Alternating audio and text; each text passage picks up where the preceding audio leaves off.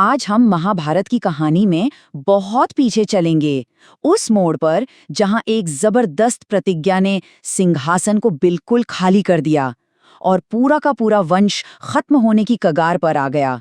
ये कहानी है कुरु वंश के उस संकट की जिसने आगे चलकर इतिहास के सबसे बड़े युद्ध महाभारत की नींव रखी। ये जो लाइन है ना, ये इस पूरी कहानी का सार है।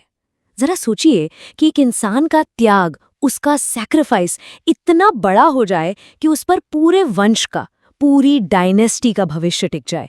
भीष्म की जो प्रतिज्ञा थी वो सिर्फ एक वादा नहीं था, नहीं, वो तो कुरु वंश की किस्मत की पहली और शायद सबसे अहम कड़ी थी। लेकिन सवाल ये उठता है कि तब क्या हो जब वही महान त्याग एक ऐसा खालीपन, एक ऐसा शून्य पैदा कर दे जो पूरे वंश को ही निगल जाए। मतलब सोचिए, सिंहासन तो है पर उस पर बैठने वाला कोई है ही नहीं, कोई वारिस ही नहीं बचा। तो कहानी शुरू होती है यहीं से। भीष्म की प्रतिज्ञा के बाद राजा शांतनु और सत्यवती का विवाह तो हो गया, सब ठीक लग रहा था। लेकिन जैसा हमने कहा, इस त्याग ने एक खालीपन भी छोड़ दिया था।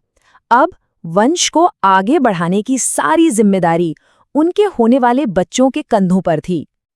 और देखिए, शुरुआत में तो ऐसा लगा कि सब कुछ बिल्कुल सही चल रहा है। राजा शांतनु और रानी सत्यवती के 2 बेटे हुए, चित्रांगद और विचित्रवीर्य। अब तो सबको लगा कि चलो, कुरु वंश का भविष्य अब सुरक्षित है, कोई चिंता की बात नहीं। लेकिन किस्मत ने कुछ और ही सोच रखा था। एक के बाद एक ऐसी त्रास्तियां हुईं जिन्होंने पूरे राज परिवार को हिलाकर रख दिया, और सिंहासन एक बार नहीं बल्कि 2-2 बार बिना किसी वारिस के रह गया।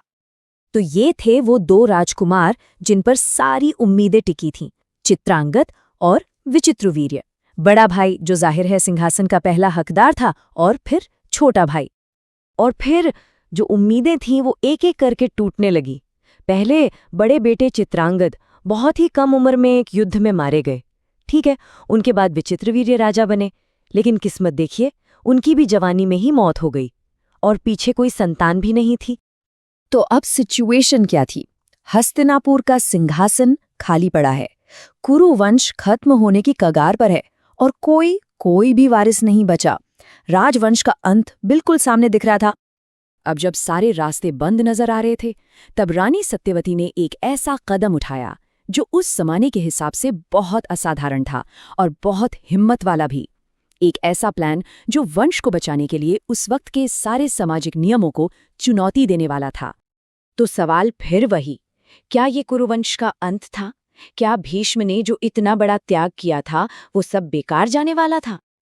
नहीं, क्योंकि रानी सत्यवती ने एक ऐसा राज खोला जिससे सब कुछ बदल सकता था। उन्होंने बताया कि विवाह से पहले उनका एक और बेटा था, महान ऋषि व्यास, और अब वही कुरुवंश की आखिरी उम्मीद थे। और यहीं पर कहानी में एंट्री होती है नियोग प्रथा की।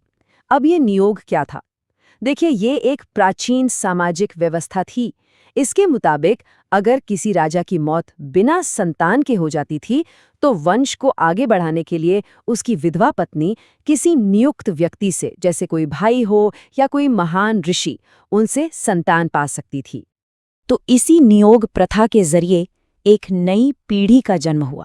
एक ऐसी पीढ़ी जिसे या तो भविष्य बनाना था या फिर शायद सब कुछ तबाह कर देना था।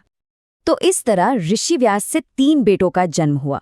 रानी अंबिका से हुए धृतराष्ट्र, जो जन्म से ही अंधे थे। रानी अंबालिका से हुए पांडु, जो थोड़े कमजोर निर्बल थे।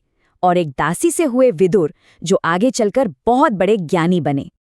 तो देखिए, वंश तो बच गया, प्रॉब्लम सॉल्व हो गई, लेकिन इस सॉल्यूशन ने अनजाने में ही भविष्य के एक बहुत बड़े, एक भयानक संघर्ष के बीज भी बो दिए थे। तो ये कहानी सिर्फ जन्म की नहीं है, ये कहानी है एक बंटवारे की शुरुआत की। और बस यहीं से महाभारत के 2 सबसे बड़े पक्षों की नींव पड़ती है। अंधे राजा धृतराष्ट्र के बेटे कहलाए कौरव और उनके भाई पांडु के बेटे कहलाए पांडव। सोचिए, एक परिवार को बचाने की कोशिश ने उसी परिवार को 2 हिस्सों में बांट दिया, और इन्हीं 2 हिस्सों के बीच इतिहास का सबसे बड़ा युद्ध होना था। तो ये समझना बहुत जरूरी है कि महाभारत युद्ध की असली जड़ें किसी जमीन के झगड़े या किसी अपमान में नहीं है। नहीं, वो छिपी हैं इसी उत्तराधिकार के संकट में और उसके इस अनोखे समाधान में। कौरवों और पांडवों की कहानी की शुरुआत असल में यहीं से होती है। यही वो मोमेंट है। तो आखिर में एक सवाल रह जाता है कि ये जो कुछ भी हुआ, क्या ये सब सिर्फ कर्तव्य को पूरा करने के लिए लिया गया एक जरूरी फैसला था, या फिर ये किस्मत का लिखा एक ऐसा खेल था जिसे कोई बदल ही नहीं सकता था? इस पर सोचिएगा जरूर।